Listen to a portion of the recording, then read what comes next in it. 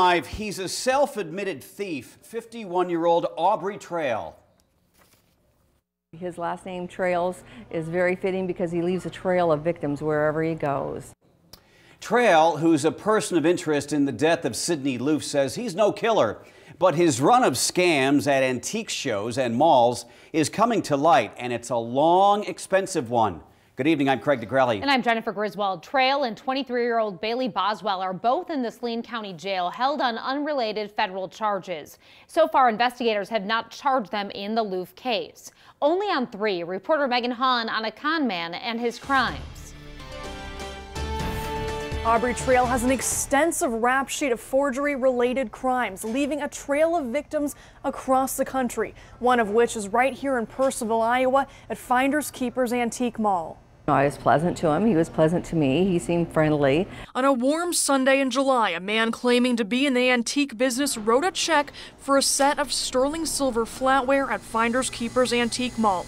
7 years would pass before the man who bounced that check, Aubrey Trail, would become a person of interest in the murder of Sidney Loof. He's your con man. He is the con man extraordinaire. If there's one thing Aubrey Trails knows, and that's how to lie. Alicia Crasteel, owner of the antique mall, spoke with Trail that July day in 2010. She says he visited the shop several times, building up a friendly repertoire before writing a fraudulent check for nearly $2,700 that couldn't be cashed. I remember when I got that check, I just felt like right after he left the door, I kind of had a, feeling in the pit of my stomach like, there's something just don't add up with this guy. And that's why I called the bank on Monday morning, because I normally wouldn't have done that for, a check. Crasteel pressed charges, but law enforcement didn't catch up with Trail until a year later in Arkansas, where he was running a similar scam.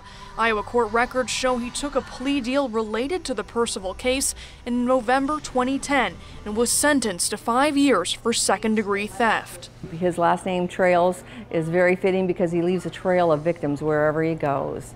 Crasteel says she's frustrated that she was never notified when Trail was released from prison, adding that his alleged pattern of crime following his release is no surprise. I don't know why he's able to continue to do this, why they don't just lock him up for good. Crasteel says Trail was ordered to pay restitution to Finders Keepers Antique Mall. He's only paid about a couple $100, and she says she received the last check in February. Reporting in Purcellville, Iowa, I'm Megan Hahn, 3 News Now.